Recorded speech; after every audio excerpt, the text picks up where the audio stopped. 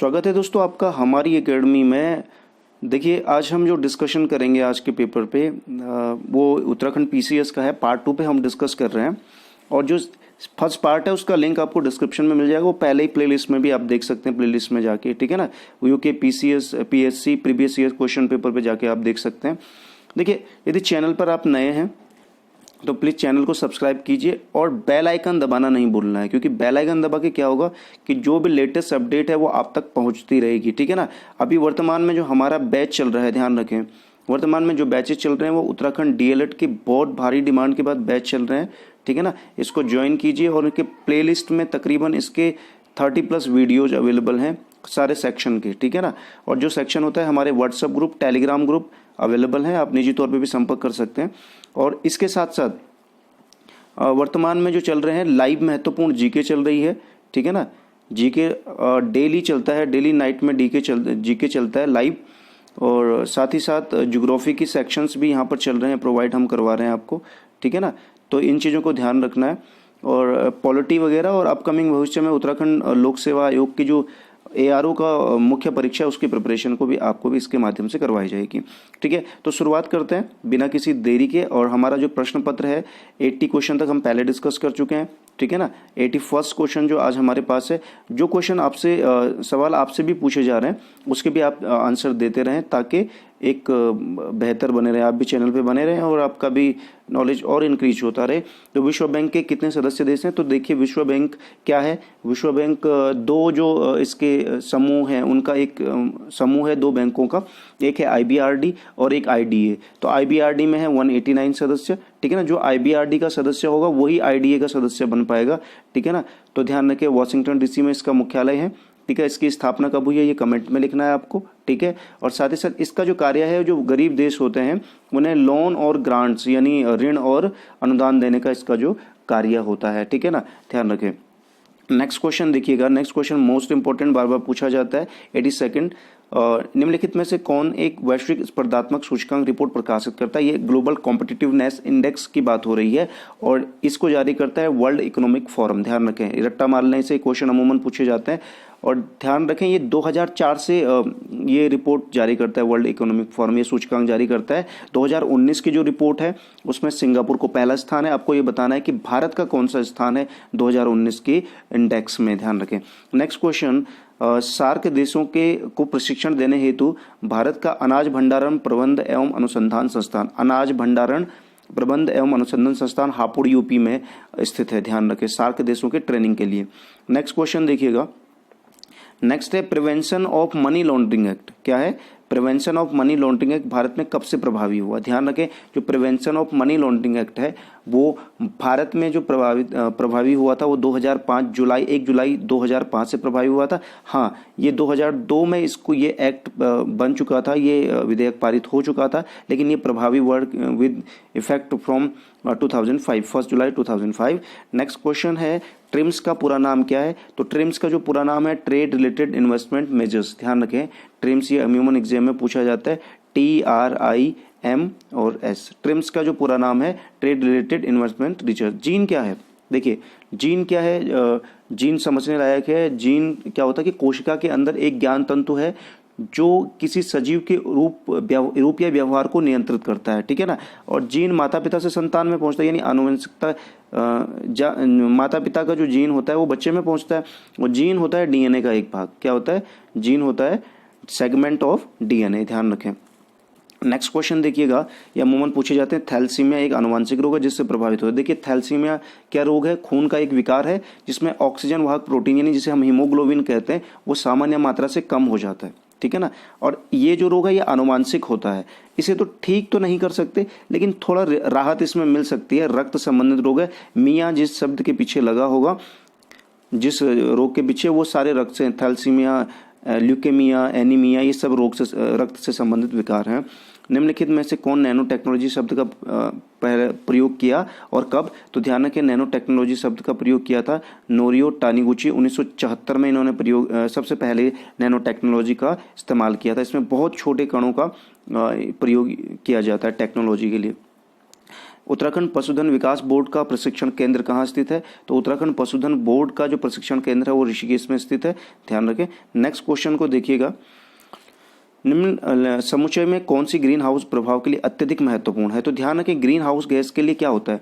Green house gas वो gas है जो पृथ्वी का ताप बनाए रखती है ना। ज़्यादा होने पे भी अत्यधिक ताप हो जाएगा, लेकिन कम होने पर भी टेम्परेचर कम हो जाएगा। अगर ग्रीन हाउस गैसेज ना हो अर्थ पे तो अर्थ का जो टेम्परेचर रहेगा वो -18 डिग्री सेंटीग्रेड रहेगा। इसलिए ग्रीन हाउस गैस महत्वपूर्ण भी है, ठीक है। ज़्यादा होना भी खतरनाक है। सी ऑप्शन सही है। Carbon dioxide, methane, nitrous oxide, जलवाष्प, और इसके साथ साथ इसमें होता है ओजोन। क्या होता है? ओजोन भी होता है, ध्यान रखें। ये ग्रीन हाउस गैसेस हैं, अमूमन एग्जाम में पूछा जाता है। अगले सवाल की तरफ चलते हैं। नेक्स्ट क्वेश्चन देखिएगा, निकल कैडमियम बैटरी का बात हो रही है। निकल कैडमियम बैटरियां वो बैटरियां होती हैं जो रिचार्जेबल होती हैं। क्या होती हैं? रिचार्जेबल बैटरियां होती हैं, और ये बैटरियां पाई जाती हैं किस में? ये सभी में पाई जाती हैं, इनमें ध्यान रखें। कैलकुलेटर में भी पाई जाती है, और कॉर्डलेस जो इलेक्ट्रॉनिक उपकरण है उनमें भी पाई जाती है, और साथ ही साथ ये पाई जाती है आपके ट्रांजिस्टर में भी, और उपयुक्त सभी में ये पाई जाती है। अगले सवाल की तरफ बढ़ते हैं। कौन सा नाभिकीय विखंडन से संबंधित नहीं है? देखिए, नाभिकीय विखंडन विखंडन मतलब टूटने की बात हो रही है, तो न्यूट्रॉन प्रेरित नाभिकीय अभिक्रिया विखंडन का है। नाभिकीय रिएक्टर में ऊर्जा स्रोत जो बिजली से उत्पन्न करता है वो भी विखंडन है, और साथ ही साथ एक परमाणु बम में बहुत अधिक ऊर्जा उत्पन्न होना वो भी विखंडन है। लेकिन तारों में ऊर्जा उत्पन्न नाभिकीय संलयन का है। जैसे हम कहते हैं ना, जो सूर्य का प्रकाश बनता है, 4 हाइड्रोजन के नाभिक एक हीलियम बनाते हैं, तो वो नाभिकीय संलयन प्रक्रिया द्वारा तारों में ऊर्जा आती है। सेलुलोज व स्टार्च दोनों में होते हैं। इन दोनों में क्या होता है? तो ध्यान रखें, सेलुलोज और स्टार्च में होते हैं प्लस माइनस ग्लूकोज। साइंस का है, बायोलॉजी का इंपॉर्टेंट क्वेश्चन है, अमूमन पूछा जाता है। नेक्स्ट क्वेश्चन देखिएगा, निम्न में से कौन यांत्रिक तरंग है? तो ध्यान रखें, जो यांत्रिक तरंग है वो है ध्वनि तरंग। साउंड वेव्स जो हैं वो यांत्रिक तरंग हैं, ठीक है ना, ध्यान रखें। नेक्स्ट क्वेश्चन देखिएगा, ताप बढ़ने के साथ द्रव की शांतता क्या होती है? देखिए, ये एक दूसरे के अपोजिट होते हैं। अगर टेम्परेचर बढ़ता है तो विस्कोसिटी यानी शांतता घटती है, और टेम्परेचर घटेगा तो विस्कोसिटी बढ़ेगी। तो ताप बढ़ने के साथ शांतता क्या होगी? घटेगी। क्या होगी? घटेगी, डिक्रीज होगी, ठीक है। नेक्स्ट क्वेश्चन देखिएगा, 1 नैनोमीटर, अभी नैनो टेक्नोलॉजी का इस्तेमाल हो रहा था ना, नैनो टेक्नोलॉजी, तो 10⁻⁻9 मीटर होता है। इससे कम के कणों का अध्ययन किया जाता है नैनो टेक्नोलॉजी में, ठीक है ना। और इस नैनो टेक्नोलॉजी का जो हम पहले जिक्र किए थे उसमें इनका इस्तेमाल किया जाता है, और 1 नैनोमीटर इसको 10⁻⁹ मीटर। नेक्स्ट क्वेश्चन देखिएगा, एक भूस्थिर उपग्रह का परिभ्रमण काल कितना होता है? यानी परिभ्रमण काल कितना होगा उसका? तो वो होगा 24 घंटे। ध्यान रखें, परिभ्रमण काल होगा एक भूस्थिर उपग्रह का 24 घंटे होगा, ध्यान रखें। टेफ्लॉन सामान्य नाम है किसका है? ध्यान रखें, टेफ्लॉन वो होता है जैसे नॉन रिएक्टिव या नॉन स्टिक जो बर्तन होते हैं उनकी जो अंदर लेयर लगी होती है ना, उनको बनाने के लिए जिसका इस्तेमाल किया जाता है वो टेफ्लॉन होता है। और इसका जो नाम है वो है, ध्यान रखें, जो टेफ्लॉन का नाम है पॉली टेट्राफ्लोरोएथिलीन। पॉली टेट्राफ्लोरोएथिलीन है। इसे अगर हम शॉर्ट में कहें तो PTFE भी कहते हैं, ध्यान रखें इसे, PTFE, पॉली टेट्राफ्लोरोएथिलीन, PTFE याद रख लीजिए, आज आसानी से याद हो जाएगा, ध्यान रखें। नेक्स्ट, निम्न में से कौन जोड़ा तांबे के मिश्र धातुओं का है? तो देखिए, तांबे किससे बनता है, ठीक है ना, तांबा किससे बनता है? बात हो रही है तांबे की, यानी कॉपर की बात हो रही है। तो कॉपर बनता है ब्रास और ब्रोंज से। किससे बनता है? ब्रास और ब्रोंज से, यानी पीतल और कांसे से बनता है, ठीक है ना, पीतल और कांसे से बनता है। इसे आप शॉर्ट में याद करने के लिए BBC का इस्तेमाल कर सकते हैं। ब्रांच, ब्रास और C फॉर कॉपर, तो BBC से आप आसानी से इसे याद कर सकते हैं। इन तीनों का आपस में मेल कर सकते हैं। एक अर्धचालक में विद्युत चालन होता है, किस में होता है? तो अर्धचालक में जो सेमीकंडक्टर होता है उसमें विद्युत चालन होता है इलेक्ट्रॉन्स एवं होल के द्वारा, ठीक है ना। Next question most important, red data book की बात हो रही है। ये जारी किया जाता है IUCN के द्वारा। किसके द्वारा जारी किया जाता है? IUCN के द्वारा जारी किया जाता है रेड डाटा बुक। इसमें जो विलुप्त प्राय या संकटपन्न जो प्राणी होते हैं उनका जिक्र इसमें किया जाता है, उनकी एक लिस्टिंग की जाती है। आपको बतानी है कि इसमें कितनी सूचियाँ हैं, ठीक है ना, कितनी श्रेणियों में बांटा गया है जो प्राणी है या एनिमल्स है, ठीक है ना, ध्यान रखें। नेक्स्ट क्वेश्चन देखिएगा, उत्तराखंड में बांज बुरांस के पौधे क्या हैं? तो रोडोडेंड्रोन जो आर्बोरियम है, बांज बुरांस, वो कौन से उसका पौधा है। तो ध्यान रखें जो बांज बुरांस का जो पौधा है उत्तराखंड में वो है टेम्परेट फॉरेस्ट का, यानी समशीतोष्ण वनों की विशेषता, ठीक है ना, समशीतोष्ण वनों की विशेषता, यानी ठीक ठाक टेम्परेचर जिसके लिए चाहिए वो उसकी विशेषता है। नेक्स्ट क्वेश्चन देखिएगा, राष्ट्रीय उद्यानों में आनुवंशिक विविधता का रखरखाव किया जाता है। तो ध्यान रखें जो ये होता है इन सीटू संरक्षण, दो टाइप के संरक्षण होते हैं जिनमें जीवन होता है, एक तो इन सीटू और एक एक्स सीटू। इन सीटू क्या होता है कि उनके मूल स्थान उत्पत्ति के स्थान पर, जैसे आप ले सकते हैं आरक्षित क्षेत्र जो होते हैं, टाइगर रिजर्व होते हैं, वो क्षेत्र हो गए। और एक्स सीटू संरक्षण वो होता है जहां उनके मूल स्थान से इतर उन्हें कहीं दूसरी जगहों पे क्या किया संरक्षित किया जाता है, जैसे बीच बैंक हो गया, है ना। नेक्स्ट क्वेश्चन देखिएगा, भारतवर्ष का प्रथम राष्ट्रीय उद्यान Jim Corbett national park Hailey national park से स्थापित हुआ था। कब स्थापित हुआ था कमेंट में कीजिएगा आप, ठीक है ना। साथ ही साथ ये भी बताइए कान्हा राष्ट्रीय उद्यान कहाँ पर स्थित है, ठीक है ना। नेक्स्ट क्वेश्चन देखिएगा, समानांतर फसल वो फसल जो एक साथ बोई जा सकती है और एक दूसरे को जिसका कंपटीशन नहीं होता, ठीक है ना। तो गेहूं और सरसों की वो फसल है जो एक साथ बोई जा सकती है, गेहूं और ध्यान रखें। नेक्स्ट क्वेश्चन देखिएगा, कौन ऑपरेटिंग सिस्टम है, तो ऑपरेटिंग सिस्टम है यूनिक्स, UNIX। इससे पहले इसका नाम था UNICS, अब इसे UNIX कहते हैं।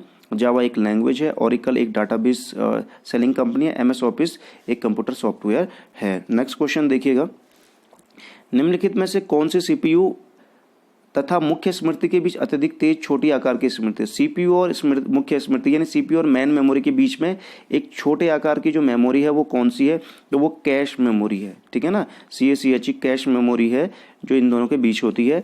टेलीविजन ट्रांसमिशन निम्न में से किसका उदाहरण है, तो ध्यान रखें टेलीविजन जो ट्रांसमिशन है वो है सिंप्लेक्स कम्युनिकेशन का, ध्यान रखें सिंप्लेक्स। हाफ डुप्लेक्स कम्युनिकेशन का अगर हम बात करें तो जैसे वॉकी टॉकी होता है वो एग्जाम्पल है। फुल डुप्लेक्स कम्युनिकेशन की अगर हम बात करें तो उसका जैसे टेलीफोन है वो एग्जाम्पल है, ये एग्जाम में पूछे जाते हैं निरंतर।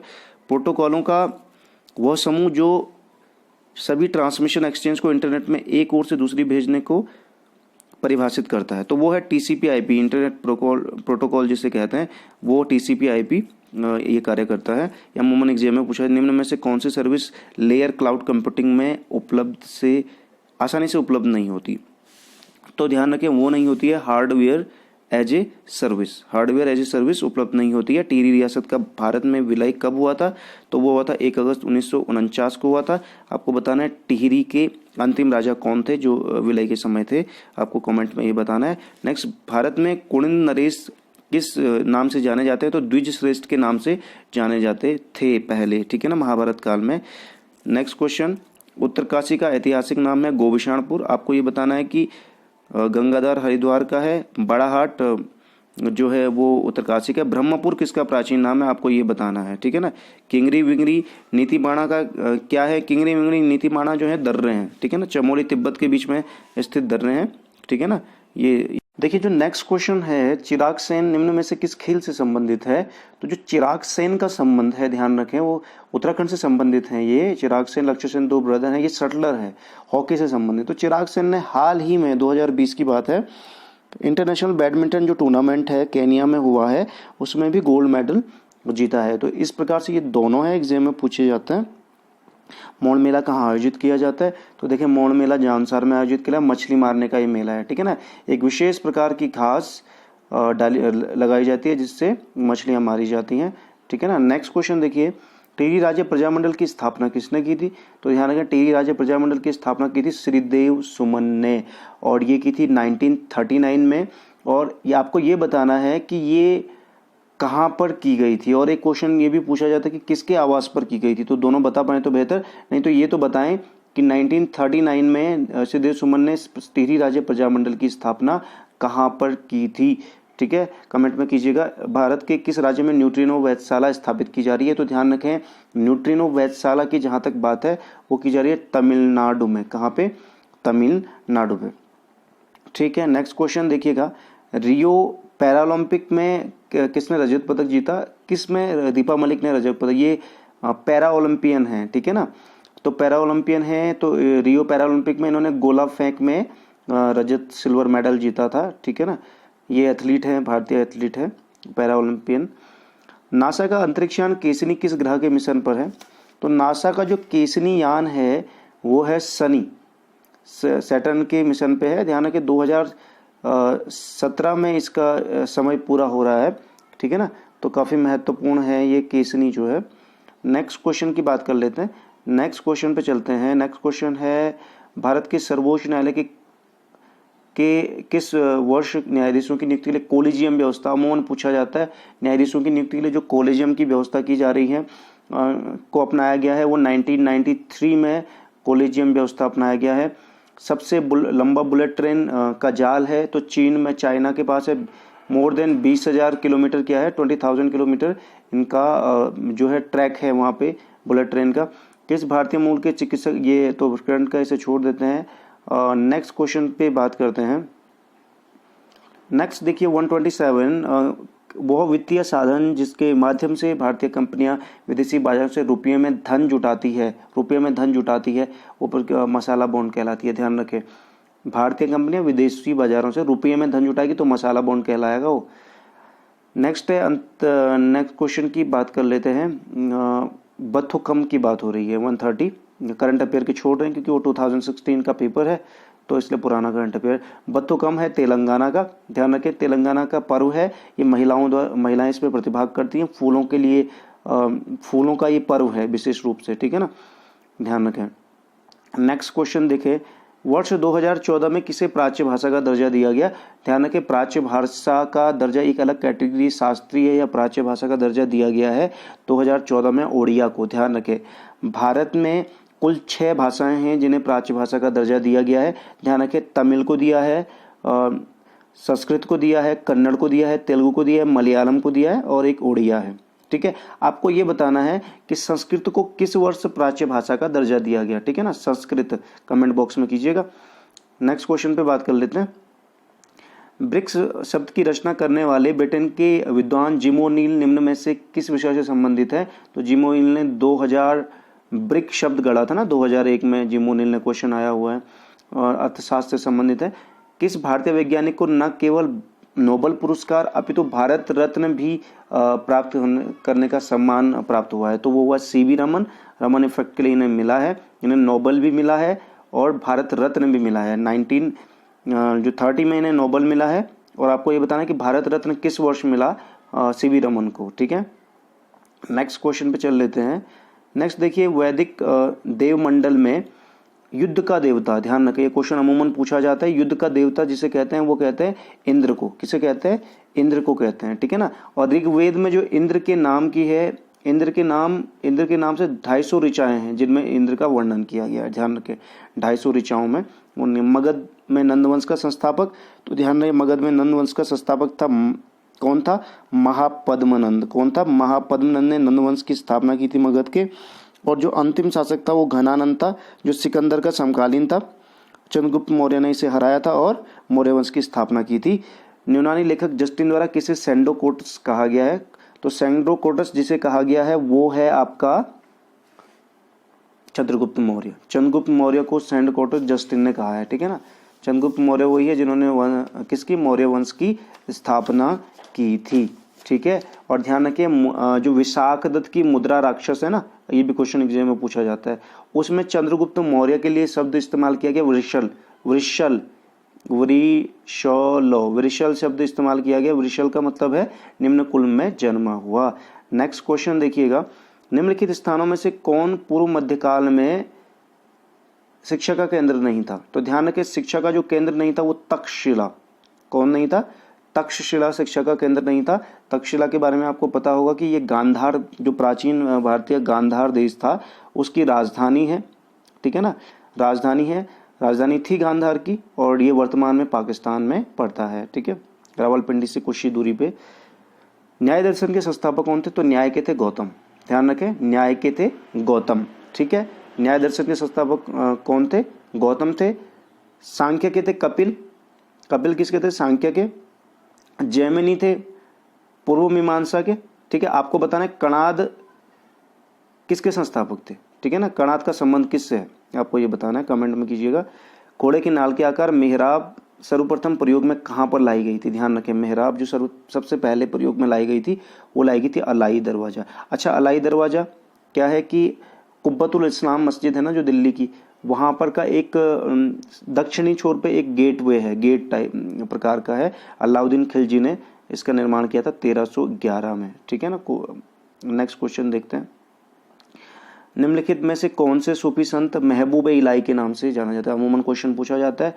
ये शेख निजामुद्दीन औलिया, ठीक है ना, जो प्रसिद्ध सूफी संत थे चिश्ती संप्रदाय के, उन्हें जाना जाता है महबूब ए इलाही, ठीक है। सुल्तान किसने भू राजस्व का उपज 50% कर दिया था? उपज का 50% बढ़ाकर 50% बढ़ा दिया था।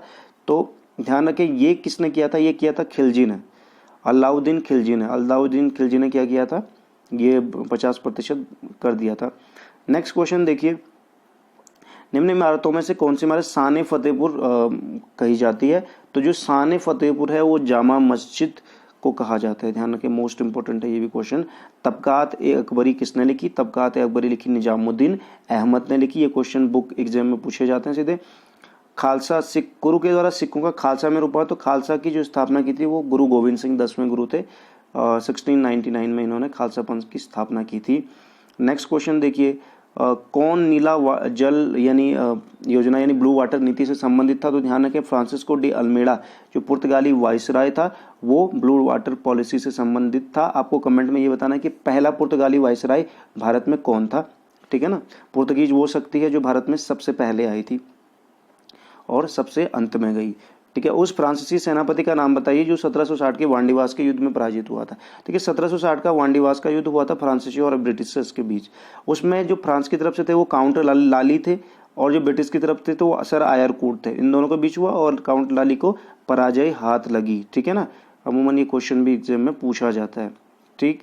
नेक्स्ट क्वेश्चन देखिए, ब्रिटिश संसद के किस अधिनियम के ने भारत में व्यापार पर ईस्ट इंडिया कंपनी के एकाधिकार को समाप्त किया? तो ध्यान रखें, ईस्ट इंडिया कंपनी के एकाधिकार को जो समाप्त किया गया था 1813 के चार्टर अधिनियम के द्वारा, ठीक है। आपको ये बताना है किस अधिनियम के द्वारा भारतीयों की शिक्षा के लिए 1 लाख रुपए की का प्रावधान किया गया है। किस अधिनियम में यह प्रावधान किया गया, ये भी क्वेश्चन पूछा जाता है, ठीक है। नेक्स्ट क्वेश्चन देखिएगा, दक्षिण भारत में सिंचाई व्यवस्था का अग्रदूत किसे कहा जाता है? जाना जाता है वो जाना जाता है सर ऑर्थन कॉटन। तो इस प्रकार से ये थे क्वेश्चन 150 तक। मोस्ट इंपोर्टेंट इनमें हमने करंट अफेयर छोड़ा है क्योंकि करंट अफेयर 2016 के हिसाब से अलग था, अब 2020 है। इन क्वेश्चन को बिल्कुल ध्यान से देखें और इनके जो आंसर क्वेश्चन पूछे गए हैं हमारे द्वारा उनके भी आंसर आप कमेंट में जरूर दें क्योंकि वो क्वेश्चन भी एग्जाम के point of view most important. तो thank you for watching this video और आगे भी बने रहें, सब्सक्राइब कर दें चैनल को।